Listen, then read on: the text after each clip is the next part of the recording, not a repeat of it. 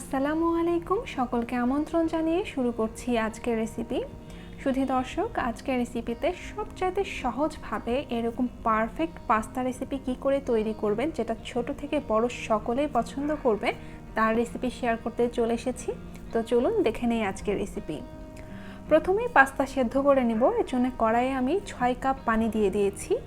এখন এর মধ্যে আমি হাফ চা চামচ লবণ দিয়ে দিলাম, আর দিয়ে দিলাম 1 টেবিল চামচ সয়াবিন তেল। অবশ্যই তেলটা দেওয়ার চেষ্টা করবেন, এতে করে পাস্তাগুলো সেদ্ধ করে পানি থেকে উঠিয়ে নিলেও এটা গায়ে গায়ে লেগে যাবে না বা আঠালো হবে না। যখন পানিতে কিছুটা বলক উঠে এসেছে, তখন এর মধ্যে আমি 2.5 কাপ পাস্তা দিয়ে দিয়েছি। আর আমি কিন্তু মেজারমেন্ট কাপ দিয়ে মেপে নিয়েছি সব কিছু। এখন এটাকে একটু নেড়ে মিশিয়ে দিচ্ছি, আর এই পাস্তা ভালো মতো সেদ্ধ হওয়া পর্যন্ত অপেক্ষা করছি। তবে অতিরিক্ত সেদ্ধ করা যাবে না, তাহলে কিন্তু পাস্তাগুলো গলে যাবে। যখন দেখবেন 90%-এর মতো সেদ্ধ হয়ে গিয়েছে, সেই অবস্থায় চুলার জাল বন্ধ করে দেবেন, আর পানি থেকে উঠাতেই বাকিটুকু সেদ্ধ হয়ে যাবে। এই পর্যায়ে চুলার জাল বন্ধ করে দিয়েছি, আর পাস্তাগুলোকে খুব ভালো মতো পানি ঝরিয়ে একটা স্ট্রেনারের সাহায্যে উঠিয়ে রেখে দিচ্ছি। এখন আমি চুলায় একটা ননস্টিক প্যান বসিয়ে দিয়েছি। এর মধ্যে 2 টেবিল চামচ সয়াবিন তেল দিয়ে দিলাম 1 চা চামচ রসুন কুচি। এখন এই রসুনগুলোকে হালকা সোনালি কালার করে ভেজে নিব। আর ভাজা হয়ে গেলে এর মধ্যে দিয়ে দিব 3 টেবিল চামচ ময়দা। আর এই ময়দা দেওয়ার পরেও মিনিট খানেকের মতো ভেজে নিতে হবে। যখন এরকম ভাজা হয়ে যাবে, তখন এর মধ্যে অল্প অল্প করে দুধ অ্যাড করতে হবে। আর এই তরল দুধ কিন্তু স্বাভাবিক তাপমাত্রার হতে হবে। এখন এর মধ্যে এক হাতে আমি দুধ ঢালছি, আর এক হাতে হুইস্কের সাহায্যে খুব ভালো মতো এই ময়দার সাথে দুধগুলো মিশিয়ে নিচ্ছি।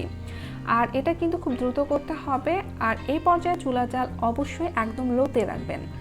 আর খুব ভালো মতো হুইস্কের সাহায্যে যখন সম্পূর্ণ ময়দাটাকে মাখিয়ে নিয়ে একটা পেস্ট তৈরি হয়ে যাবে, তখন বাকি দুধ এর মধ্যে দিয়ে দিতে হবে। আমার মোট 2.5 কাপ দুধ লেগেছে। এখন এর মধ্যে আমি বাকি উপকরণগুলো দিয়ে দিব। প্রথমেই দিয়ে দিচ্ছি 1/4 চা চামচ কালো গোলমরিচ গুঁড়া, 1/4 চা চামচ চিলি ফ্লেক্স অর্থাৎ শুকনো মরিচ এরকম ভেঙে নিয়েছি, আর দিয়ে দিলাম হাফ চা চামচ অরিগ্যানো। তবে হাতের কাছে অরিগ্যানো না থাকলে এটা বাদ দিতে পারেন।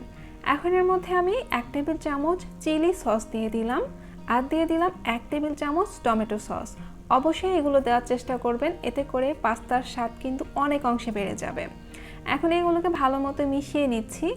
এই পর্যায়ে আমি দিয়ে দিব হাফ চা চামচ লবণ আর 1 চা চামচ চিনি। এখন খুব ভালো মতো এগুলোকে আবারও মিশিয়ে নিচ্ছি। এই পর্যায়ে কিন্তু আমি চুলার জাল লো মিডিয়ামের মাঝামাঝিতে রেখেছি, অর্থাৎ লো থেকে একটু বেশি। এখন এটাকে ভালো মতো মিশিয়ে নিয়ে যখন এরকম কনসিস্টেন্সির হয়ে এসেছে, তখন এর মধ্যে আমি আগে থেকেই সেদ্ধ করে রাখা পাস্তাগুলো দিয়ে দিচ্ছি। আর এই পাস্তাগুলো দেওয়ার পরে আবারও খুব ভালো মতো এই সসের সাথে মিশিয়ে নিচ্ছি। এই পাস্তার টেস্ট কিন্তু সম্পূর্ণই নির্ভর করে এই সসের ওপরে।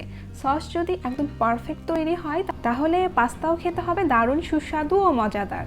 আর দেখে হয়তো বুঝতে পারছেন এই সসটা কতটা দারুণ হয়েছে, আর এটার ঘনত্ব একদম পারফেক্ট আছে। এখন আমি একটা সার্ভিং ডিশে এই পাস্তা সার্ভ করে নিচ্ছি। তাহলে শিখে নিলেন তো কত সহজেই কোনো রকম বাটার বা কোনো রকম চিজ ছাড়া এত সহজে পাস্তা তৈরি করে নেওয়া যায়। বাসায় অবশ্যই এটা ট্রাই করে দেখবেন, আর কেমন হয়েছে সেটা কিন্তু আমাকে অবশ্যই কমেন্টে জানাবেন। আজকের মতো এখানেই শেষ করছি। সকলে অনেক ভালো থাকবেন। আল্লাহ হাফেজ।